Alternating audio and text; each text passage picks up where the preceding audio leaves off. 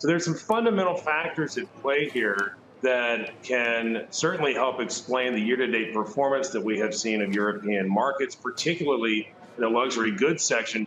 One of the things that I was reviewing prior to the show is the decrease in the cost of nat gas. Naturally, with winter coming here in just a few, short months, we anticipate that the cost would go up. But it's been a pretty significant sell-off this year in terms of the cost, which could arguably be a tailwind for the European consumer to help spend on those luxury goods.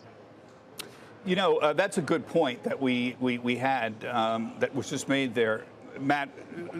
Everyone was concerned about the price of natural gas and the price of heating, and it didn't happen. We had a relatively warm winter, not just in Europe, but in the United States, for whatever reason. Is that not a major factor as well here? We just had favorable climate situation. Yeah, I mean, at the start of, or middle of last year, there was probably more of an overhang than anything else. That's some pretty negative sentiment about what the energy crisis could do for forward-looking growth expectations.